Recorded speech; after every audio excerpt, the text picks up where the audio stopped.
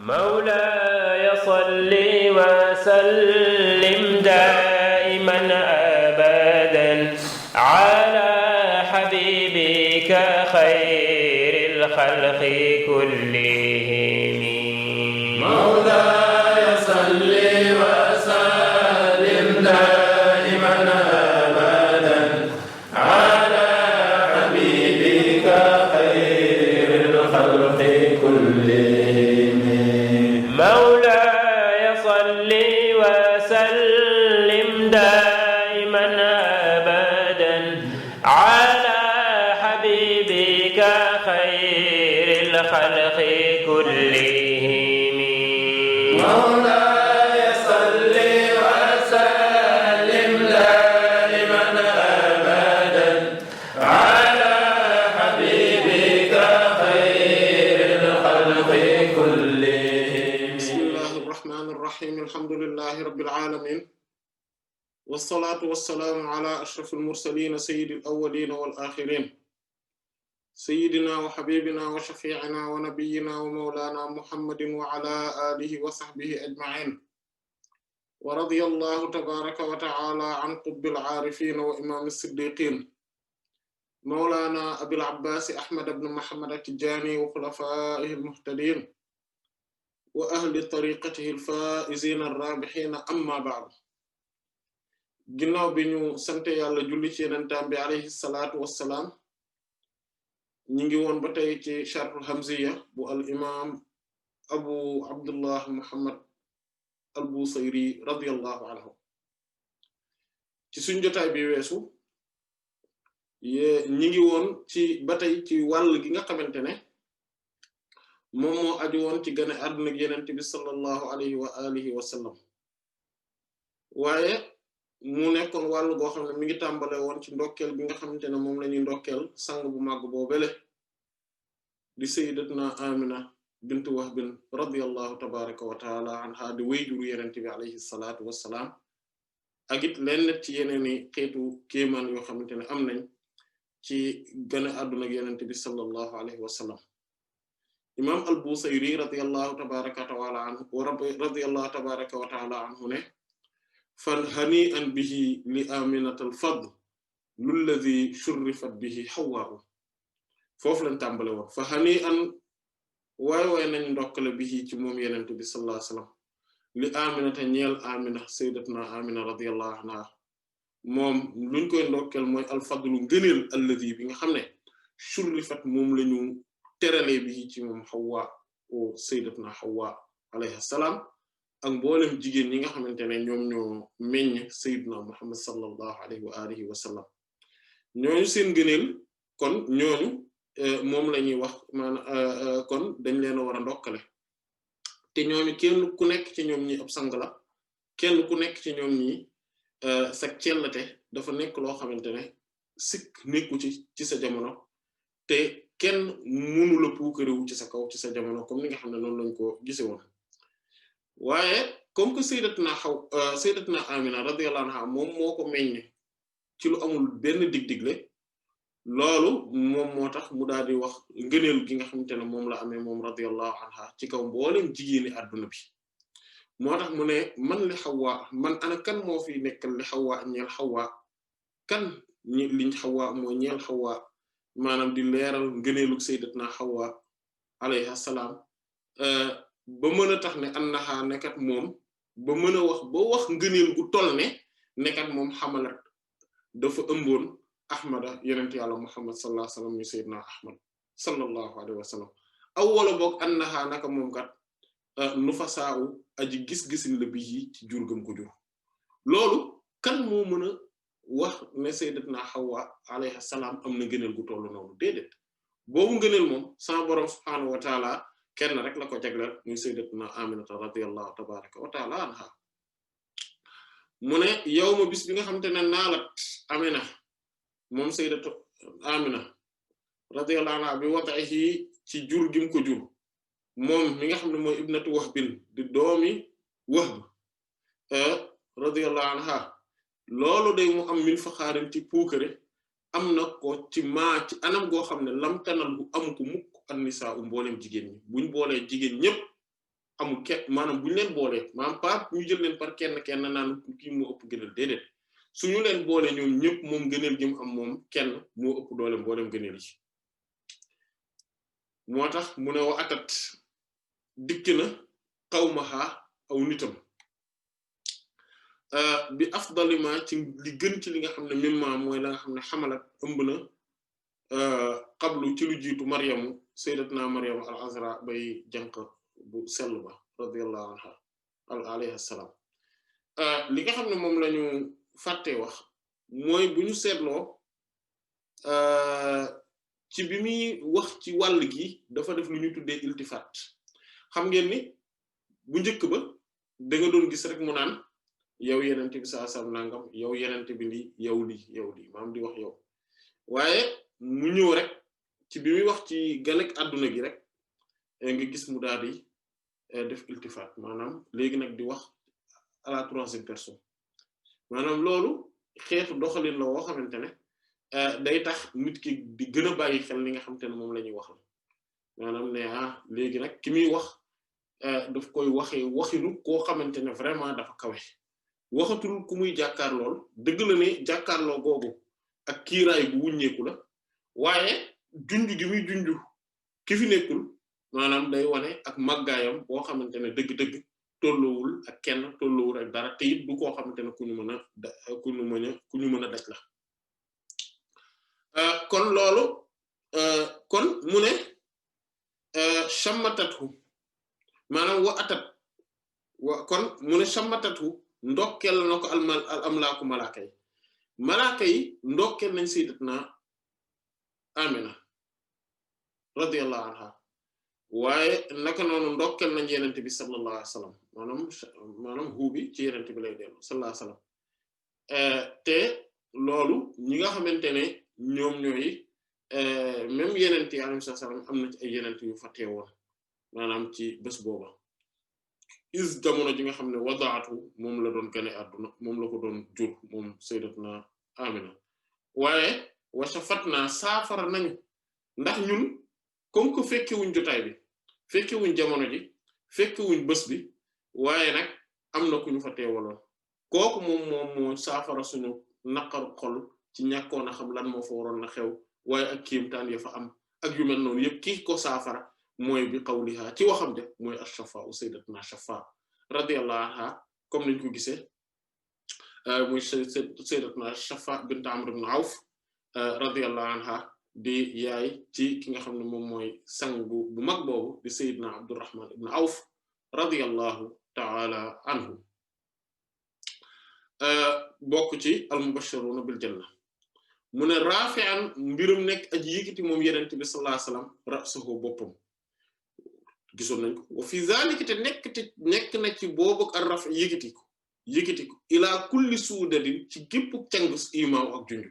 maanaam yëkkati ko googu wa fi zalika nekk na ci boobu la ar raf yëkkati ko imaaw ak junju ila kulli suudadin ci gépp cang maanaam kon waxe ko noonu tamit moom mooy gën a yomb maanaam moo gën a leer mu ne raamiqan mbiram nekk aji sànni tarafu ay xefam maanaam xefu bëtam mu sànni ko fan sama ci asamaan si mu ne wa marma waaye sànni ay na bëtu man koo xamante ne sha'nuhu ay mbiram al-ulu mooy ak kawe al-ala muy bërëb yu kawe maanaam mbir yu kawe loolu comme niñ ko gise woon mooy képp koo xamante ne say mbir dafa kawe yow li ngay toppatoo mooy yu kawe yi am solo yi te comme moom mooy ki gën a kawe ñëpp moom boroom subhaanahu wa ta'ala mooy nekk yittew te loolu moom mooy yittewu képp koo xamante ne bëgg ngaa yegg fu kawe loolu moom moo tax même ci yoonu yàlla ñi nga xamante ne dañuy yittewoo ay mbir yi nga xamante ne dafa aju ci wàllu adduna nga xamante ne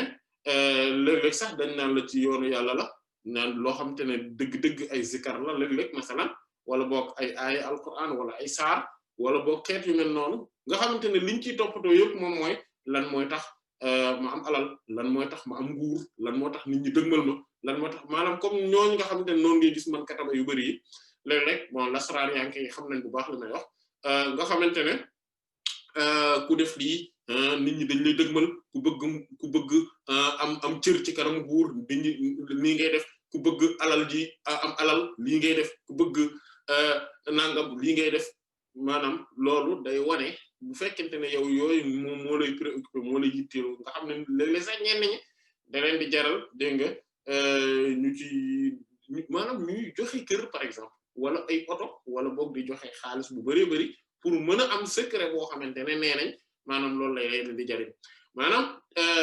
te loolu day wane ne seen bëgg-bëgg yëpp ci wàllu adduna gi rek la seen xool ci wàllu adduna gi rek la ci jotaay bi weesu waxoon nañ maanaam mbir yi ñuy toppatoo maanaam nga xamante ne moom mooy say objectif say bëgg-bëgg say yi lay tax a wax ci sa débat yi ngay doo dugg ci yu ñàkk fayda maanaam ak yu mel noonu loolu ak di wax yoo xamante ne ay wax yu sew lay doon maanaam di wane jikko ju sew du loolu mais bu fekkente ne ci wàllu yoonu yàlla ci boppam sax maanaam da ngaa war a nekk koo xamante ne da nga yittewoo rek yi nga xamante ne ñoom ñoo lay jëm ci yàlla am na ñoo xamante ne gën nañ yëkkati seen niveau tuuti ñoom yi ñuy toppatoo ci buntu boobu ci wàllu yooyu maanaam mooy li aju ci seen wàllu àllaxira maanaam ñooñu dëgg-dëgg yëkkati nañ seen niveau maanaam di toppatoo wàllu àllaxira lan lay tax seen mbir seen àllaxira jag ñooñu tamit malgré que seen mbir kawe na mais buñ ko comparer ak ñeneen ñi kawe seen mbir tuuti na mooy lan mooy ñi nga xamante ne ñoom dañuy yittewoo lii tax ñu gën a maanaam ñu am ay leer yu ci borom subhanahu wa ta'ala ay maqaama maanaam ay cër ci yàlla ay maqaama ay wilaya maanaam ak yu mel noonu am ay ubbeeku ay futuhaat ak ay voilà ak yu mel noonu ak loo xamante ne dina gën a dëgëral seenu ngëm naam loolu lu baax la mais boo ko defee objectif boo xamante ne da nga koy am ngir après mu servir sa màggaay yow ak sa solo ak yu mel noonu loolu day daal di nekk kiiraay tamit moo tax mu am li nga xamante ne ñi nga xamante ne ñoom benn objectif lañ am mooy yàlla te ginnaaw yàlla tamit yàlla lañ amaat comme objectif te ginnaaw loolu yàlla tam moo nekkat seen objectif te loolu mooy objectif bu baax bi mooy koo xamante ne léppam yàlla la maanaam yàlla moom la bëgg amul leneen c'est-à-dire que objectif am yëpp yàlla la et que mboolem mbëggeel yi mu am ak bëgguwaay yi mu am yëpp dafa concentré wu ci benn point mooy yàlla nga xamante ne yàlla rek la bëgg voilà parce que am na ñoo xamante ne dañoo bëgg adduna comme ni ko Alxuraan wax minkum man yuridu dunya wa minkum man yuridu al-axira am na ci yéen ñu bëgg adduna am ñu bëgg al-axira ci yéen mais am na ñi nga xamante ne ñoom yuriduna wajha Allah yàlla wala boog illa ibtigha'a wajhi rabbihil a'la nga xam ne loolu rek la ñuy sàkk mooy buru yàlla subhaanahu wa ta'ala soxlawuñ leneen yàlla rek moo leen yitteel te loolu nag moom mooy ak kawe dëgg boroom kawe yi ñooñu seen bët seen foofu rek dañ ko teg amuñu beneen objectif voilà liñ bëgg rek mooy na yàlla kontaan moo tax boroom subhaanahu wa ta'ala bi waxee da mu ne wala sawfa yarda moo tax it dana kontaan te foofu waxul kii kontaan te kii kontaan mën na nekk ne yàlla mooy kontaan waaye mën na nekk lan ne ñoom ñooy kontaan maanaam ñoom ñooy am ngërëm mën na nekk ne yàlla leen di gërëm mën na nekk ne ñoom it danañ gërëm te loolu moom mooy li am mooy ñaar yëpp dañoo daje comme ni ko Alxuraan waxe ci yeneen ay radiyallahu anhum wa radu anhum ñoom day yàlla bëgg na ci ñoom maanaam gërëm na leen ñoom it gërëm nañ yàlla maanaam kontaan nañ ci yàlla voilà mooy wala sawfa yu'tika rabbuka fatarda yàlla dana la jox moo tax ku mel noonu nga xam te ne ngërëmal yàlla rek lay sàkku ci lu ne ci demam ci dikkam ci toogam ci taxawam ci waxam ci jëfam ci dalam ci yëngatoom léppam maanaam ngërëmal yàlla daal la ciy seet kooku borom subhaanahu wa ta'ala daf koy jox maanaam ba mu kontaan maanaam yàlla du yamale li mu koy jox du amul limite voilà du am limite moom buggul leneen te nanguwul leneen c'est-à-dire que nanguwul moom dara wala am dara waaye nanguwul kenn moom ko wala kenn téye ko am ko wala di ko def ay otage ku dul yàlla rek la nangoo nekk jaamam moo tax bu boobaa yàlla da koy libéré jox ko loo xamante ne du jeexati te du am fu mu yem mu ne watadallat te jegeñ na maanaam mu wàcc ba jegeñ zuhrun nujumi leeraayu biddiw yi ilayhi jëm ci moom yenente bi sallallahu alayhi wasallam moo tax fa adaat mu daal di leeral nañ bi daw ihaa ci leeram ga al arja'u gox yi Makka yeeg xattaa ba gox yi waa adduna bi yëpp wataraat moo tax doon na gis sax qusuuru Qaysara njindi Qaysara yi mooy palais yi Qaysara yi Qaysar mooy César maanaam mooy buuru Rome comme niñ ko gisoon bir Rome ca Rome moom kan mu ne yaraaha daan na ko gis man koo xam ne daaruhu këram dëkk fa mu dëkk mooy al-Batha mooy Makka voilà gisoon nañ ci wàllu boobu voilà mooy comme li Cheikh Ahmad Bamba wax radiyallahu anhu ci Jazbul Qulub naan nuuran aziman qad yara man ka nuuran aziman qad yara bihi qusur Qaysara naam bihi qusur Qaysara man kaana fi ummil qura makkata xayrul xarumi kon loolu mooy leer googu maanaam nga xam te ne leer gu mag la nuuran aziman qad yara maanaam leer gu mag dana ko gis bihi ci leer googu lay gisee lan qusur Qaysara maanaam jënd Qaysara bi wala man kaana fi ummil qura ki nga xam ne moo nekkoon ci ndey ji dëkk ji maanaam mooy makkata xayrul xarami maanaam mooy Makka bi nga xamante ne moom mooy xaram bi gën a màgg xayrul xaram yi mooy xaram bi gën a tedd bi gën ci xaram yi maanaam mooy bala place yi xaram ormal maanaam kon loolu moom mooy d'ailleurs Jazbul Qulub d'ailleurs moom comme noonu la mel maanaam ci même type bi la mooy xeetu mawlid la comme ni ñu bindee nuuniya bi comme ni ñu bindee tamit qasida bii nii muy hamziya bi maanaam nga xam ne thématique yi ñuy traité globalement dañuy nekk benn même bu dee dina am parfois yenn yuy soppeeku tuuti mais lu ci ëpp globalement thématique bi benn lay doon léegi mu war a ñëw kon ci beneen wàll maanaam léegi gis na li nga xamante ne mooy li aju woon ci gane àdduna ak Yonent bi sallallahu alayhi wasallam léegi muy ñëw ci geneen wàll goo xamante ne dafa aju ba tey ci mbiru Yonent bi sallallahu alayhi wasallam te moom mooy nampal gi ak xew-xew yi ci am ak la cay wërwërlu ak kéemtaan yi nga xamante ne ñoom la ci boroom subhaanahu wa ta'ala feeñal mu ne wabadat fii radaa'ihi mu'jizatun laysa fiha 'anil 'uyuni xafaru maanaam foofu la ko tàmbalee ci bayit boobu ci la tàmbalee di wax ci wàllu nampal gi xam nga yenent bi sallallahu alayhi wasallam maanaam jamono ji muy gane àdduna maanaam ji muy feeñ ci zahir sallallahu alayhi wasallam dafa tombé jamono ji nga xamante ne ñoom waa Makka fa mu cosaan moom yenent bi sallallahu alayhi wasallam nit ñi dañ daan faral di jëli ji maanaam di jël seeni doom di ko jox waa àll ba ñuy nampal maanaam ñu leen di nampal su ko defee suñ nekkee ci àll bi foofu nga xam ne buñ fay namp di màggaale tuuti dinañ màgg ci circonstances yoo xamante ne dinañu gis yeneeni xeeti doxaleen yu bokkut ak ñoom seeni yos dinañ fa jàngee ay yenn maanaam surtout làkk bi dinañ fa jàngee làkk bi ak sew-sewu làkk yi parce que ñaare ñu nekk ci àll bi day am yenn xeetu sew-sew ci làkk boo xamante ne ñu nekk ci taax yi léeg-léeg duñ ko xam naka noonu ba d'ailleurs boo gisee sax même xataa lu bari maanaam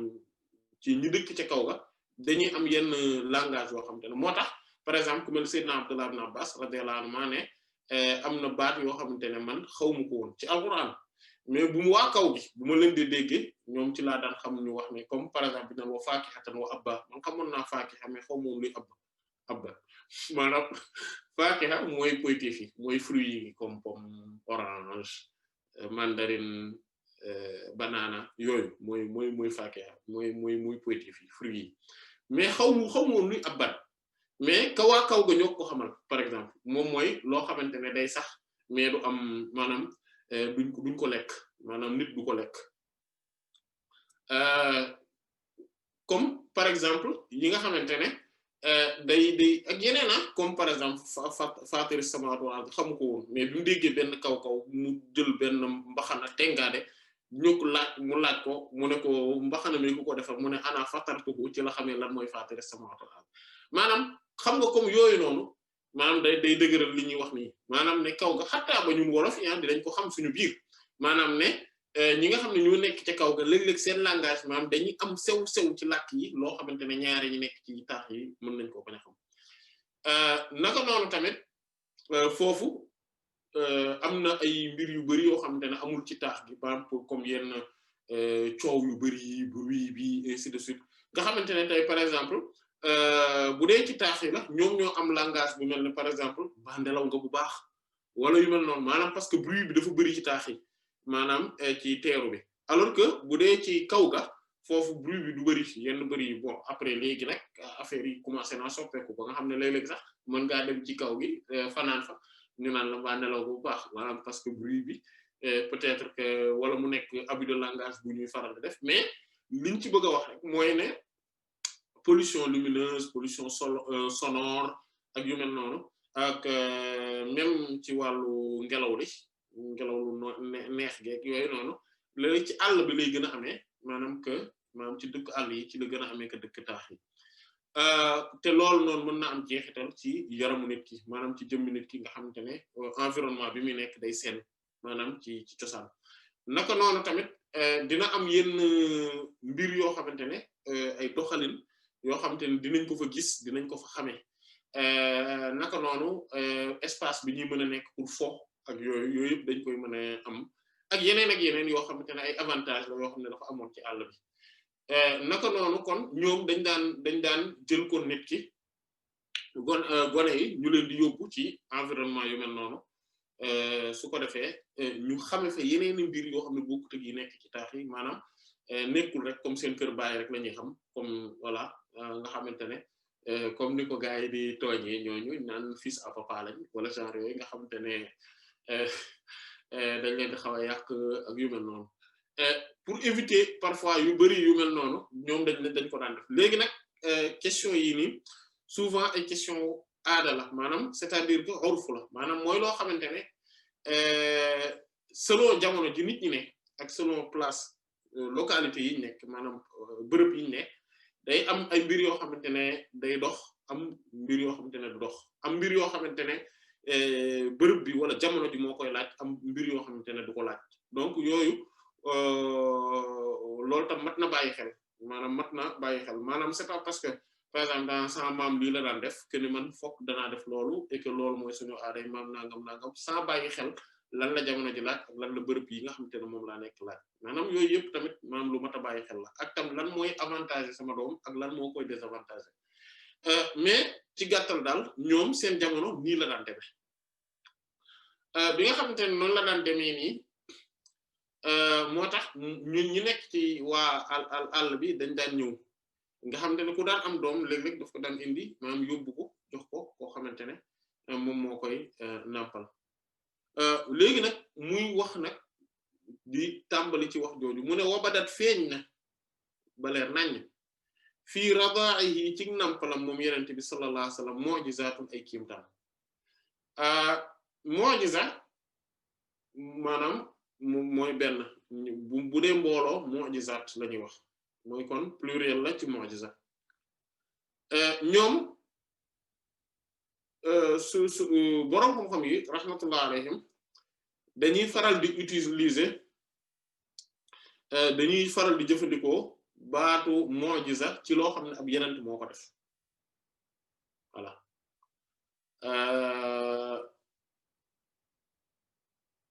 ab yenent moo ko def maanaam mooy ku buñ ko xësee ba yabal ko maanaam buñ ko xësee ba yónni ci la ñuy wax ne mu'jiza la def ñaareel bi ci des moom mooy dañuy wax bu dee daf ko def fekk wala boog mbir la kéemtaan la bu feeñee ci moom fekk nekkagul yenent wala yabalaguñ ko loolu irhas lañ koy faral di tudde ñoom maanaam irhas mooy laytaay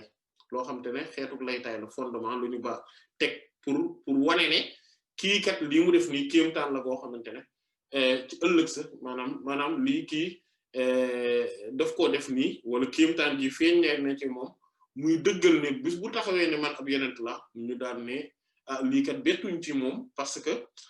naka jekk daa mësa kéemaane moom parce que ñu ngi fàttaliku ba mu nekkee xale lii ak lii ak lii xewoon na ci mbiram naka noonu léeg-léeg tamit dañuy wax karaama mooy bu fekkente ne ab nitu yàlla moo ko def wala yu ku dulub yenent bu boobaa mu nekk loo xam ne teraanga la bu borom subhaanahu wa ta'ala di def di ko wan ñi nga xamante ne ñoom ñooy nit ñi ne leen ak moom ci boppam di ko dëggalal ne ko yoonu yenent bi nga topp yaa ngi ci maanaam li nga topp lii dëgg la looloo tax bépp karaama maanaam kéemtaan bu ab wàllu yu def bu ne ab mu'jiza la en même temps ci yenent c'est-à-dire que ci yenent ba nitu yàlla booba topp bu dee suñu jamono yi moom maanaam kéemtaan la maanaam kon mu'jiza la en même temps ci yenent bi sallallahu alayhi wasallam parce que ab wàllu yu bu fekkente dafa kéemaane wala mu am mu feeñuwaay bu yéeme wala muy doxalin bu yéeme wala mu am kéemtaan gu maanaam ak xarbaax boo xam ne dafa ballee ci moom loolu day wane ne kii kat yenent bii mu topp ci li mu nekk dëgg la léeg-léeg nag mu am yenn nit ñoo xamante ne dañ koy def fekk en réalité dañ kaa def rek mu nekk loo xamante ne dëgg-dëgg du maanaam dañ koo jàng en fait dañoo jàng nan la ñuy defee affaire bi ba soo ko defee affaire bi réussir te mu nekk loo xamante ne xeetu xar baax la loolu mën naa bañ a nekk karaama parce que pour mu nekk karaama il faut que mu nekk loo xamante ne nit ki daf koy def fekk en réalité situation bi moom la ko boroom subhaanahu wa ta'ala terale ci situation bu mu ne la boroom subhaanahu wa ta'ala feeñal loolu ci moom maanaam mu mel ni lu xaw a brusque maanaam mu génnee ci moom mais su fekkente ne loo xamante ne la par exemple da ngay bind benn téere wala wird benn affaire dara am ci loolu mëneef na ko bañ a tuddee karaama naka noonu su fekkente ne nit ki d'ailleurs sax am na boo xam ne njabar la mooy nit ki ku doy waar la mu bind ay affaire def ay xarfu fuufam def loo xamante ne lu kéemaane la wala boog mu am ay formule yoo xam ne moom lay wax wala moom lay jàng xam nuñ koy defee ba nga xamante ne day def yu kéemaane maanaam loo xam ne day xar baax waaye daf koo def en tant que nit ku doy waar nit koo xamante ne bon la wala iyaazu billah wala yéeféer la kooku njabar la léeg-léeg nag nit def lu kéemaane fekk zaahiru xaalam xëy na lu baax la wala boog mu nekk koo xamante ne ku bon la maanaam koo xamante ne yéenim rafetul soppul yàlla soppul yenentam bi sallallahu alayhi wasallam nekkul koo xamante ne ku tegu ci yoon bu baax la voilà wala boog mu nekk koo xamante ne dëgg-dëgg même bu dee woote woo l'islam ci biti nii nekkul ci yoon bu baax mu def ak xar baax loolu léeg-léeg mu am mais bu boobaa istidraj la tudd d'ailleurs looloo tax nitu yàlla yi ragal ko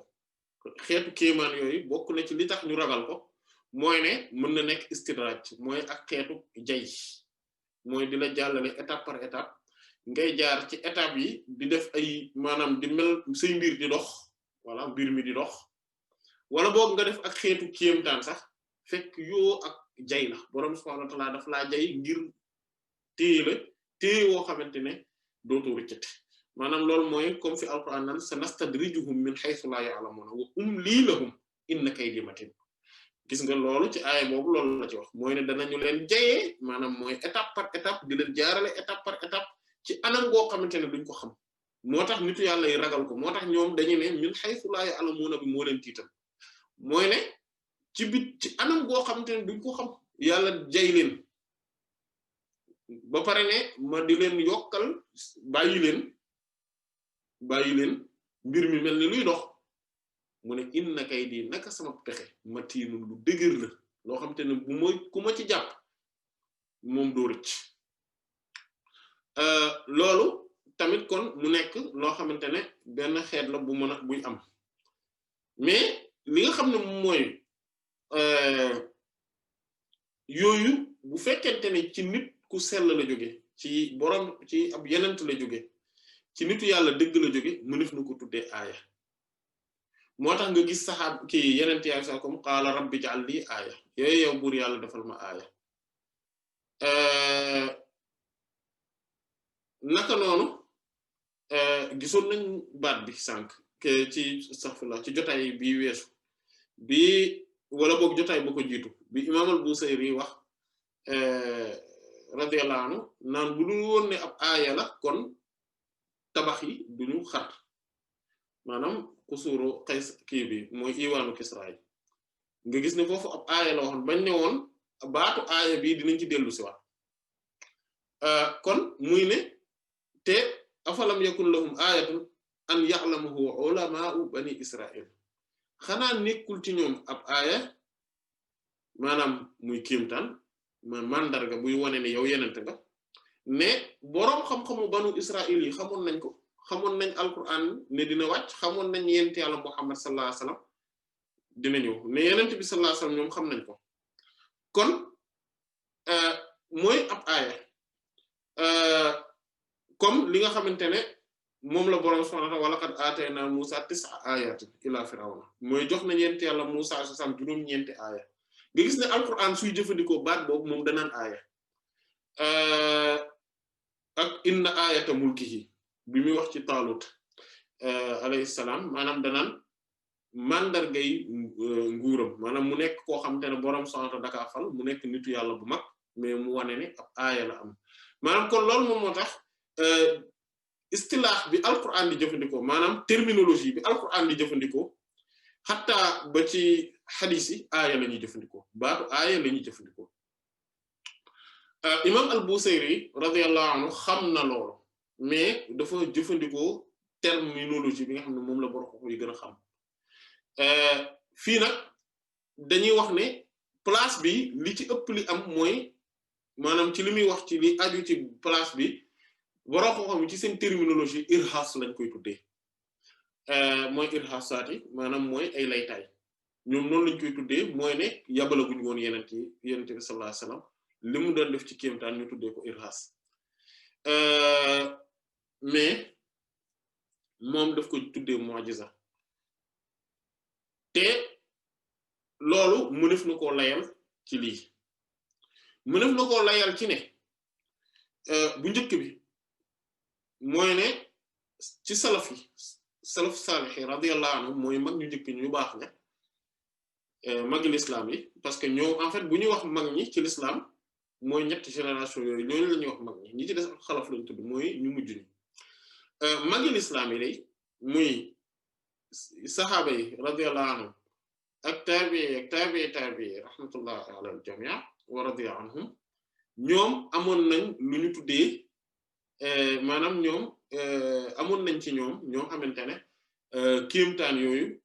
xataa ba ci yi nga xam ne ay irhas lañ ñoom dañ ko daan tuddee mu'jiza ku mel ni imam Ahmad ibn Hanbal rahimahullah wa radiya anhu naka noonu tamit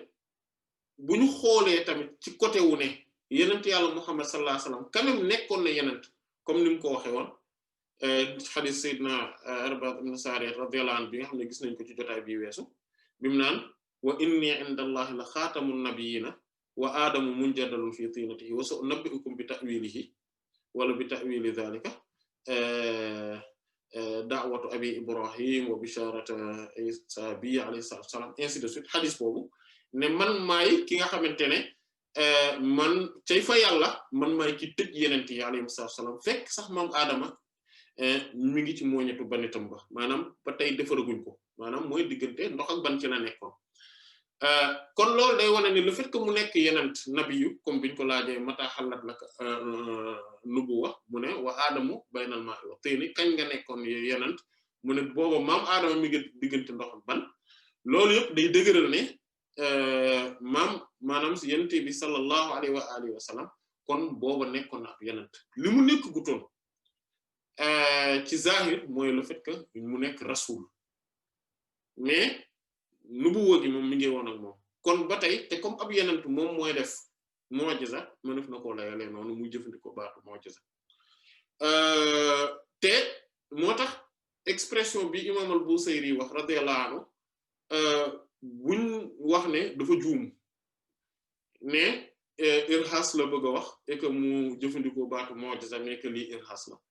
loolu yelloowul ñu wax ko ci buntu boobu maanaam li mu wax nii yelloo na mu wax ko te wax na dëgg d'ailleurs boo xoolee Cheikh Hadj Malick Sy ibnu Usman alayhima rahmatu wa ridwanur rahman ci nuuniyam bi mi ngi naan lahu qabla al wiladati mu'jizatun gis nga moom baatu mu'jizat la wax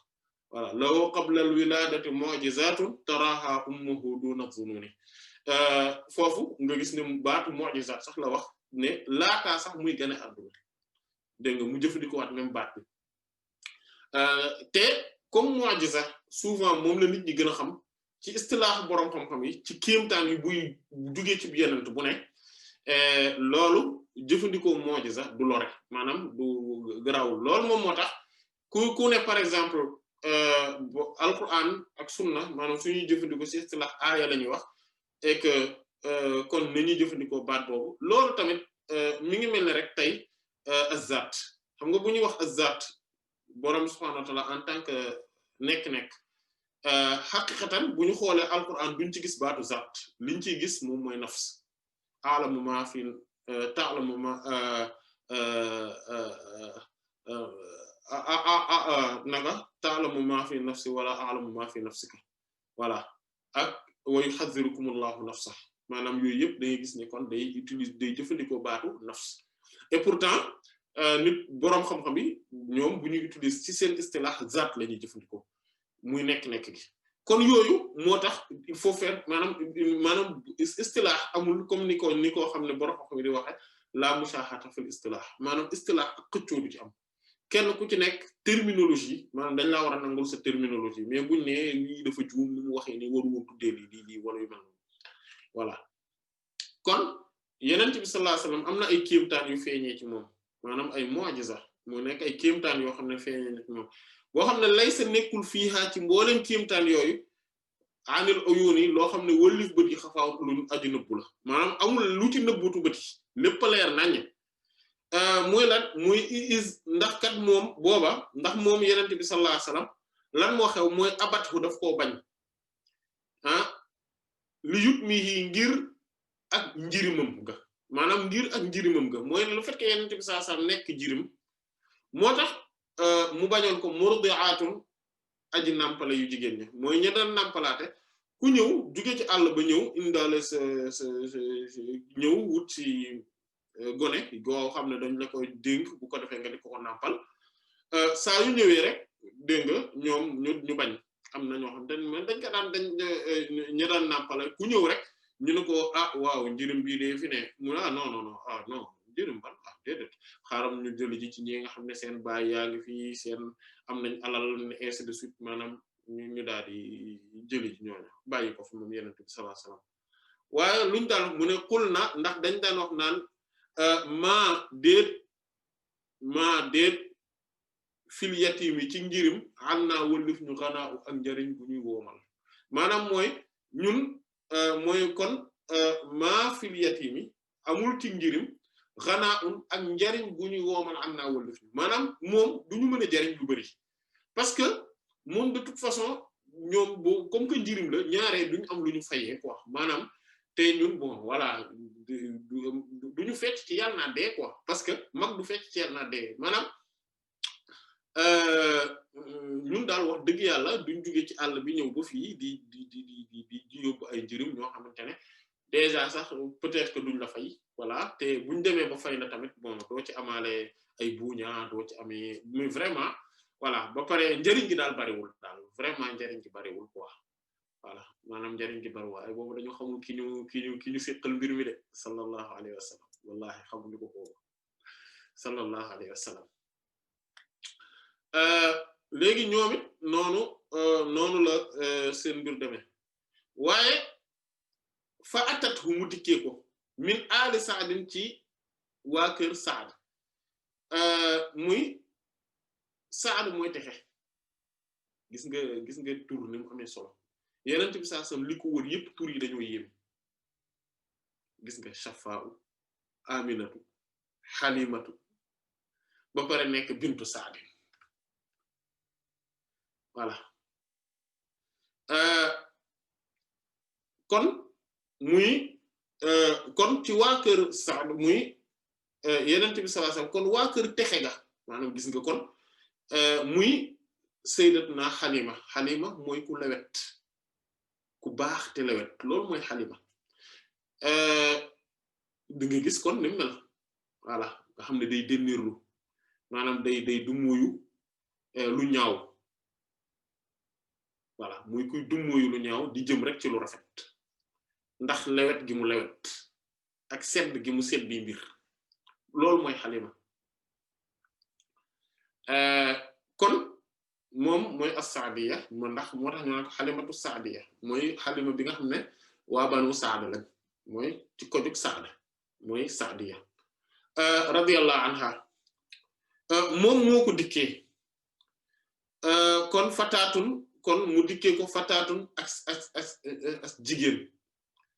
xat goo xamante ne abatha moom it bañoon na ko li faqriha ngir néew dooleem ar-rudaa ñi nga xam ne ñooy nàmp maanaam li mu ci jublu moom mooy waa kër ñay nàmp ndax xale liir yay nàmp ñoom duñ bañ dara waaye seeni wayjur yi seeni kilifa yi ñooñu maanaam loolu moom ñooñoo tax ñu wax moom it parce que comme marché la ku nekk da ngay xool say intérêt loolu moo tax Yonent bi sallallahu alayhi wasallam ñi nga xamante ne ñoom ci zahir rek la ñuy xoolee intérêt yi calcul boobu rek lañ mën a xam ñoom biñ ñëwee dañoo gis ne Yonent bi kat sallallahu alayhi wasallam bëgg nañ ko ñun vraiment oui c'est vrai que bon bëgg nañ ko kii mais bon xam nga bon voilà bon du jàppandi quoi parce que si njëriñ la non garaawul quoi garaawul nañ ko fi bàyyi xam naa du ñàkk dina am keneen ku ñëw voilà lu ñu wax rek ne non garaawul non sincèrement non on n'est pas partant pour loolu quoi voilà ñu bàyyi Sayyidatuna Halima bint Saad radiyallahu anha moom it même problème bi am ci moom mooy Halimatu Saadiya radiyallahu anha même problème bi la am moom tamit moom dafa ñàkkoon moom voilà d'ailleurs bi muy ñëw sax ñeneen ñi sax gëléem lañ indi mais moom ak mbaam la indi mais mbaam mu yéex moo xamante ne buy daw buy ñëw vraiment daw gi du ko tax a demee noonu daanaka sax léeg-léeg day jékki-jékki sax daal di taxaw daal di góor waaw dégg nga waaye bi mu ñëwee bañ gis Yonent bi sallallahu alayhi wasallam ñu ko moom de moo fi ne moo tax bi mu téyee Yonent bi rek sallallahu alayhi wasallam bi mu ko téyee ubbi ko rek mais leer gi ci nekk ak taar gi mu taaru dafa yéeme nee na mu daal di koy fóon ko rek mu daal di gis Yonent bi sallallahu alayhi wasallam muuñ bi mu muuñee mu gis leer gi génnee ci génnee ci gémmiñ gi yéeg ba ci asamaan si mu xam ne kii boroom barke la léegi laaj bi mooy Yonent bi de sallallahu alayhi wasallam lépp lu takk ci moom dafa war a nekk lu sell jamono jooju jamono kiifir la ñi fa amoon ak ngëm yàlla kës niiw ñu xamoon leen fa mooy waa ahlul kitab muy yahuud yi nasaraan yi te ñooñu bon souvent côté bi ñu doon nekkee mooy bon ñu ci bëri surtout waa yahuud yi Madina lañ nekkoon Sayyidatuna Halimat as-Saadiya radiyallahu anha fa mu nekkoon foofu moom ci gox yooyu yëpp ay yéefir rek ko fa nekkoon di bokkaalekatu yàlla yi te Yonent bi de sallallahu alayhi wasallam warta takk ci lu sobewu te sax ka koy nampal xanaa kay kooku warta nekk di ko nampal loo xam ne sobe kéefir da ci ne te alquran moo ne innamal mushrikuuna najas nag li wér mooy ne maanaam li am ba des mooy ne way bokkaalekati yàlla yi mu yéefir yi ñoom de ay sobe lañ te Yonent bi sallallahu alayhi wasallam dara waru koo rax dara waru koo dugg dara warut a ànd ci mbirum loo xamante ne sobe la rawatina jëmmum ju tedd ji sallallahu alayhi wa sallam ab sobe di ko dundal sobek maanaa sax la ñuy wax waxuñu sax sobek jëmm mais sobek maanaa te yenent bi sallallahu alayhi wa sallam dafa sell ci biir ak ci biti waa moo lii lu mën a nekke tontu bi mu def na koo tënk ci ne sayyidatna Halimatu Sa'diya radiyallahu anha borom bi subhaanahu wa taala ni mu defal waajur yenent bi sallallahu alayhi wa sallam muy ñi ko meññ ñëpp ba ca mam Adama moom la ko defal mooy lan mooy daf ko defal benn faydu ak bëbb ak ubbeeku leer goo xamante ne moom moo tax ba ñoom moom sayyidatna Halimatu Sa'diya radiyallahu anha daal di nekkoon koo xam ne ku gëm yàlla la nekkoon koo xamante ne ku weddi woon bokkaale maanaam ñi daan bokkaale la nga xamante ne loolu dafa saxoon ci xolam waaw nga xam ne dafa gëm voilà borom subhaanahu wa taala te loolu noonu maanaam xattaa ba jamono jooju feeñu toon mais bu ñu xoolee waa ahlu siyara li ñuy nettali ci mbir yi nga xamante ne moom mooy mbiru sayyidatna Halimatu Sa'diya radiyallahu anha di nettali ci digganteem ak yenente bi sallallahu alayhi wasallam di nettali maanaam mbirum te ak gëm yenente bi sallallahu alayhi wasallam yooyu yëpp day leeral ne maanaam loolu moom noonu la meloon naka jekk radiyallahu anha te borom bi subhaanahu wa ta'ala moo ko tànnaloon yenente bi sallallahu alayhi wasallam yenente bi moos sallallahu alayhi wasallam ku ne xam na ni borom bi subhaanahu wa ta'ala li gën rek la koy tànnal te sikk nekkul ci ne ñi gën ci jamonoom ki gën ci jamonoom moo ko mënoon a nampal keneen doonu ko woon nampal lu dul ki gën ci ñi daan nampalaate ci waa jamonoom ginnaaw waajuram wu jigéen ndax waajuram wu jigéen nampal na ko ak sayyidat Ummu Aymana tamit radiyallahu anha naka noonu sayyidatna Halima radiyallahu tabaraka wa ta'ala anil jami' kon moom mu ne moom ba mu ñëwee nee na ardaatu moo tax gis nga ba mu ko téye ne danaa ko jël même bu dee yoru garawul man duma delluwaat noonu rek dinaa ko yóbbaale ba mu ko jëlee yóbbaale ko moom sayyidatna Halima radiyallahu anha ba mu ko waree ca mbamba rek mbamba daa gaaw di romb gaa yëpp maanaam romb ñëpp ñu naan ko xanaa kii du sa mbaam mi nga xamante ne léeg-léeg day daw ak yow jékki-jékki góor taxaw du mën a demati mu ne ko waaw moom la de ñu ne ko innaha la sha'nan mu ne waaw mbaam bi mu ne moom sayyidat Halima radiyallahu anha te loolu beneen mbir la mooy dafa dégg mbaam bi wax ne naam inna lii la sha'nan fa innakum la tadruna man fawqi wala boog man ala zahri fa inna ala zahri sayyidul awwalina wal akhirina yéen de te lii ak imam Ibn Ishaq rahimahullah nettali na ko ci siiram bi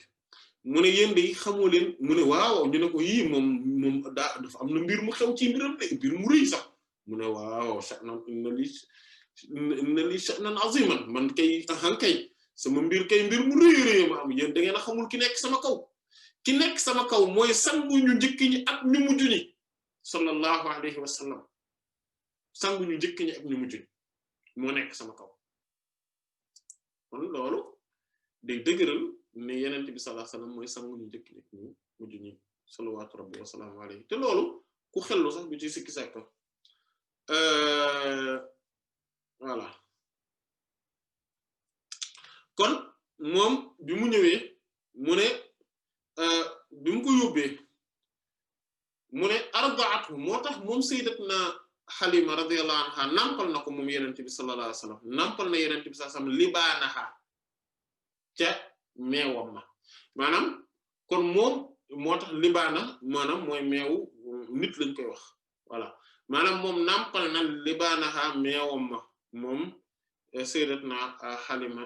Sa'diya radiyallahu anha moom la nampal yenente bi sallallahu alayhi wasallam mais xam nga bokk na ci li yéeme moom dafa amoon doom bi muy nampal yenente bi sallallahu alayhi wasallam bi mu ko jëlee mu muñ sallallahu alayhi wasallam nee na mu génne weenu ndeyjoor bi te dafa xam nga loolu tam lu mat a bàyyi xel la mooy li tax sayyidat Halima radiyallahu anha ñeneen ñi bëgguñu woon mu nàmpal seeni doom mooy dañoo gisoon ne dafa ñàkk comme amul dafa ñàkk dañ naan ku ñàkk moom lekk gi du baax wérgu yaram gi du demee noonu peut-être que voilà problème daal la lay jural rek maanaam day gis sax à la limite li muy def sa doom mooy da koy wàll ay feebar peut-être parce que wérgu yaram gi du am mu koy nàmpal loo xamante ne voilà ba pare du dëgër xale bi du dëgër bu moytul day après day am dafay jëlee sax ay xeeti mooy feebar boobu rek bi tax bi nga xamante ne mooy xiibon wala ay xeeti xiibon ak yu mel noonu yooyu rek la koy jëlee yooyu rek la fay jëlee te voilà vraiment daal ba pare comme que ku ñàkk la xam nga ñàkk tamit day léeg-léeg day ànd ak ay yenn jikko yu muy àndal parce que léeg-léeg ñàkk léeg-léeg pauvreté nit ki su ko tàmmee maanaam su ko tàmmee ba pare tàmm di dund ku pauvre état d'esprit bi muy amee aussi day am pauvreté maanaam day ñàkk voilà xalaatam yi day limité ni muy xalaatee léeg-léeg mën na bañ a baax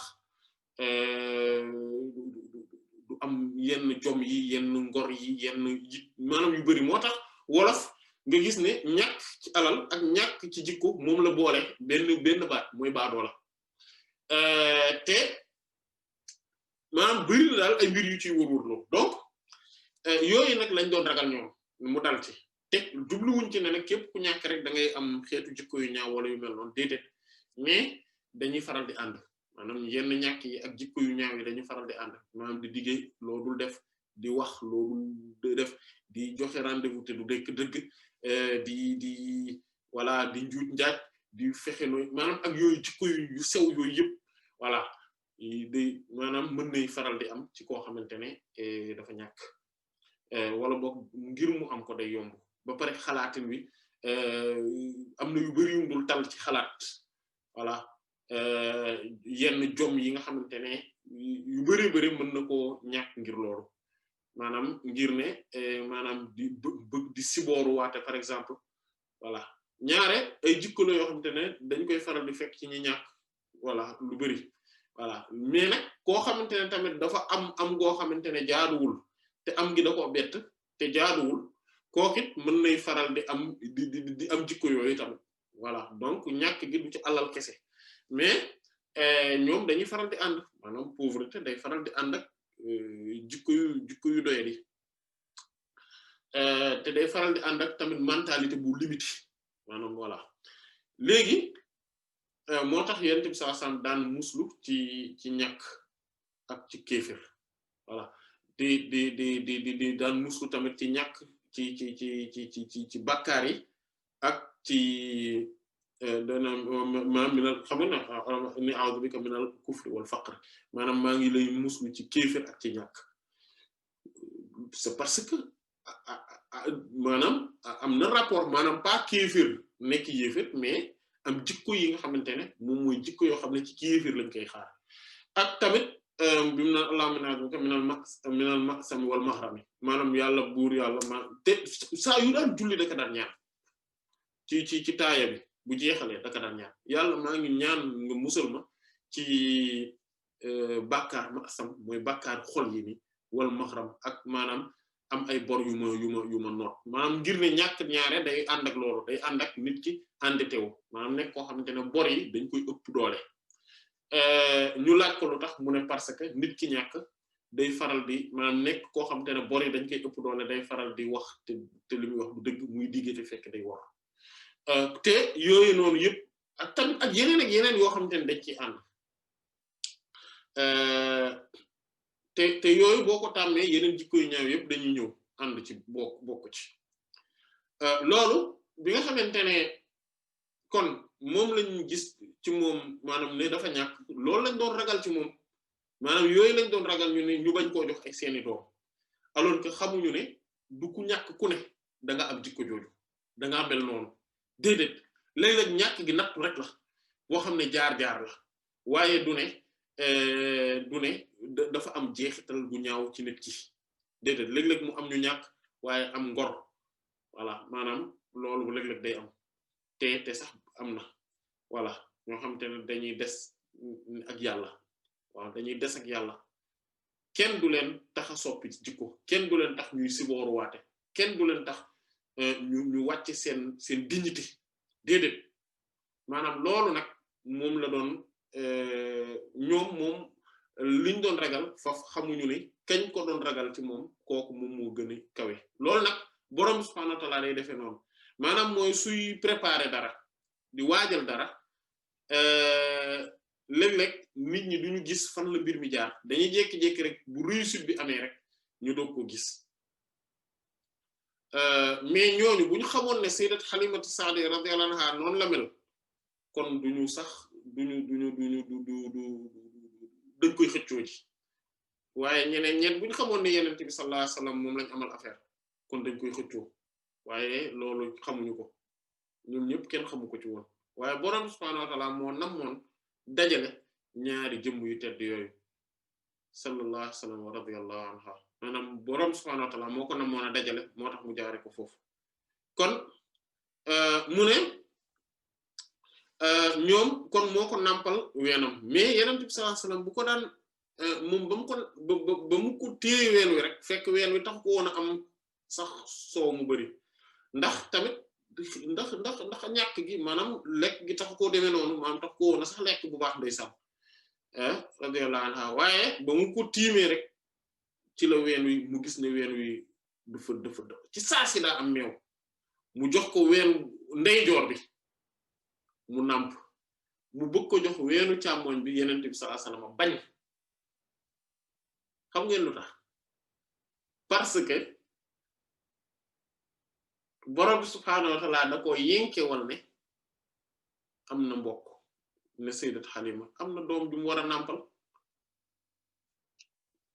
te moom warta nàmp ñaar yëpp kon xale bee ji des ko lu muy nàmp moo tax mu jox ko mu nàmpal ko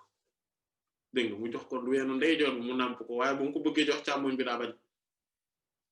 déedéet ndax mbokkam mi waaw kon léegi nag kon mu ne arda'athu nàmpal na ko libaanaha meewam ma waaye fasaqatha mu daadi koy nandal asha'u demal ca kanam asha'u gàtt ya mooy xar yeeg bëy yi wa baniha mooma ki doomam yépp libaanahunna seeni meew maanaam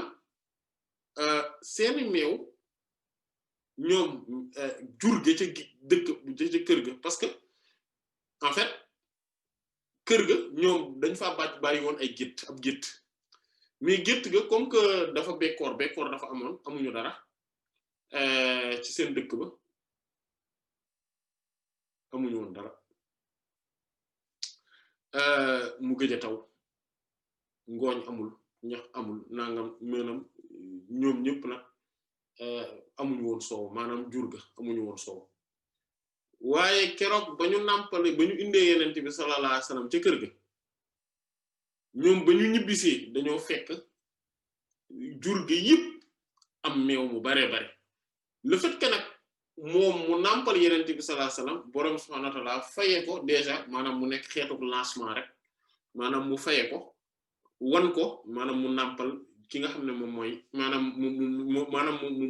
mu nàndal ko moom it moom ak doomam yi mu nekk ndoloon ci kër ga ak boroom këram itam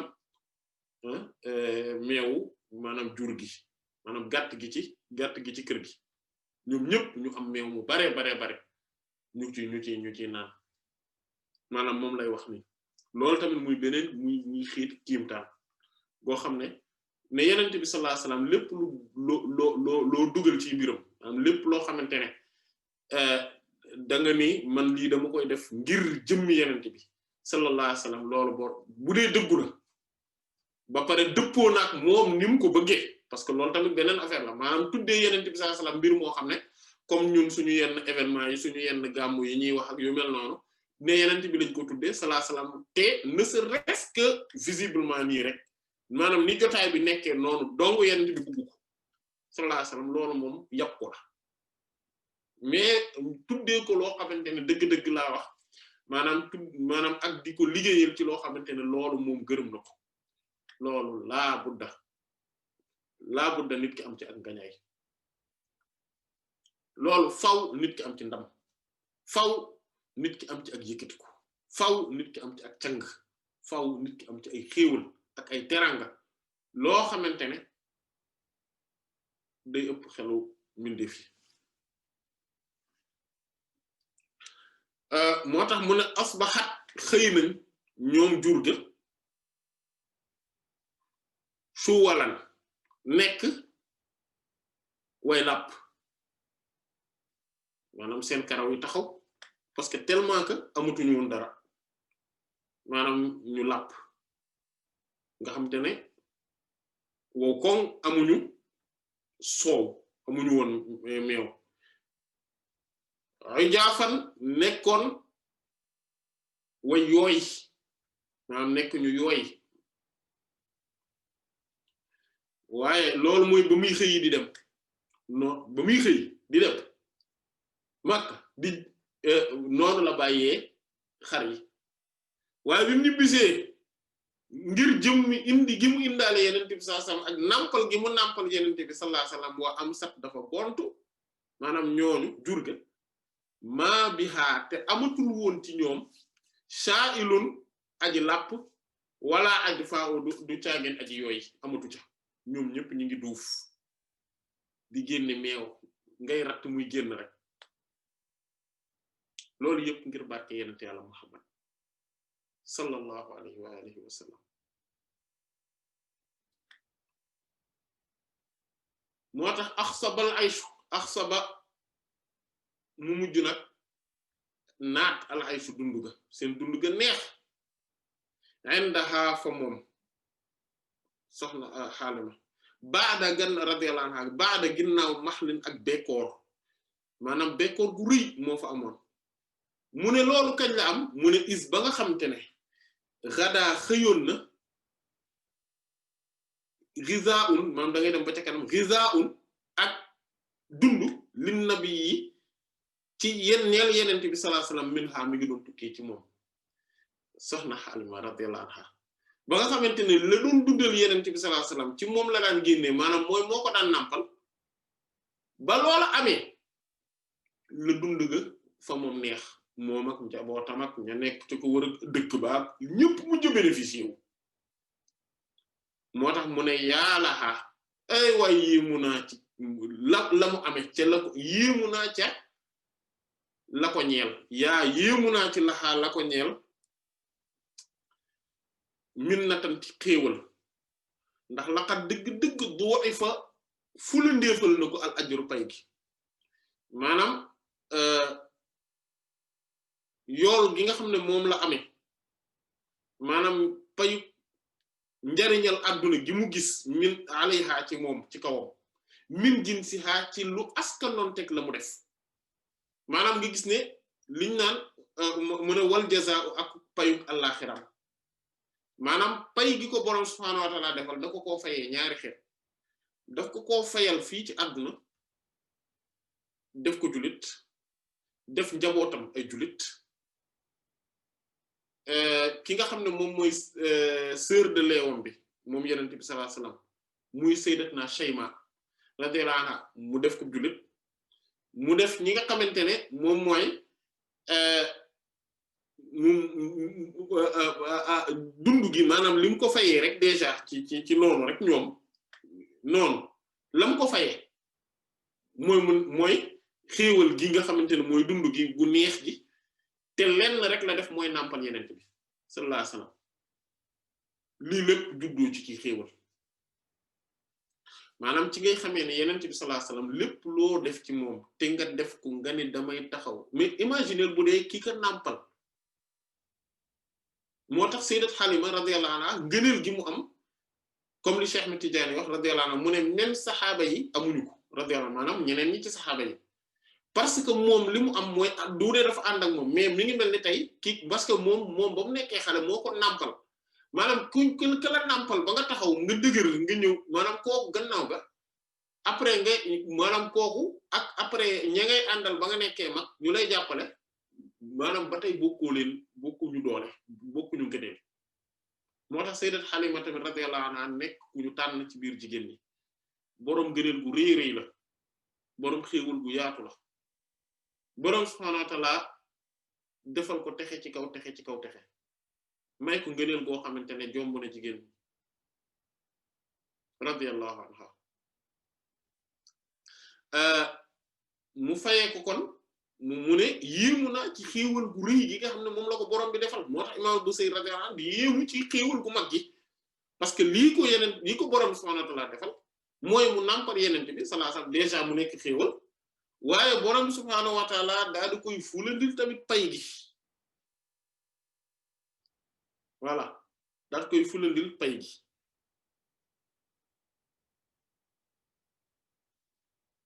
voilà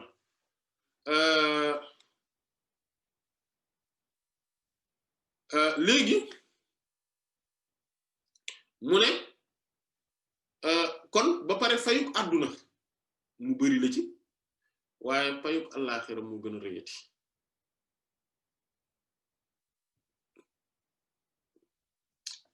moo tax mu ne loolu day pay gu rëy la ci amee léegi mu indi li nga xamante ne maanaam lii dafa am qaida bu ci jukki maanaam qaida bu ñuy wax borom xam dañ koy faral di tuddee mooy dañ naan al jazaa'u min jinsil amal maanaam ak pay day askanonte maanaam day nekk ci askanu ci lu askanonte maanaam ci xeetu li nga xamante ne xeetu li nga xam ne moom mooy jëf ci maanaam même ci sharia yi nga xamante ne moom mooy fay gi ñu lay dig ci dara wala boog nit ki su defee dara mbugal gi ñu ko ciy teg wala daan yi ñu ko ciy teg day askanonte ak jëf ci voilà moom de lii la def ñu fayee ko lee waaye dañ ko fulandil ci xeet wa mu ne nag mu indi nag bayit boo xamante ne bayit bu siiw la bokk na ci bayit yi gën a siiw ci Hamziya bi mooy wa idha saxxara al ilahu unasan li sa'idin fa innahum su'ada voilà am na ci yeneen nusax yi mooy wa idha qayyada al ilahu sa'idun wa idha qayyada al ilahu sa'idan li unaasin fa innahum su'ada maanaam ñaari waxin yooyu la mooy wa iza su fekkee saxara tàggatal na al ilahu buur yàlla unaasan aw nit li sa'idin ñeel ku texe maanaam borom subhaanahu wa ta'ala maanaam mu am nit ku texe nitu yàlla bu piir bu dëggu bu sell mu am ay nit ñoo xamante ne yàlla da leen koo tàggatalal pour ñu topp la mu nekke pour ñu dégg ay ndigalam di wéy ci ay ndigalam di bàyyi ay tereem ngir ne yàlla maanaam parce que ndigalam dafa dëppook ndigalu yàlla tereem yi dafa dëppook tere yàlla wala boog ñu sopp ko te yàlla rekk tax di ànd ak moom te yàlla rekk tax di ko defal ay teranga te yàlla rekk tax loolu képp koo xamante ne dangaa bokk ci mbooloo mooma mu ne ñooña mbooloo mooma nga xam ne ñoo ànd ak nitu yàlla booba ca loola fa innahum li wér boor mooy ñooñu ñii su'adaa ñu texe lañ loolu la mooy beneen bi tam mooy idha qayyada al ilahu sa'idan mooy su fekkente ne buur yàlla subhaanahu wa ta'ala dafa tënkal dafa womat ñi nga xamante ne maanaam mooy ku texe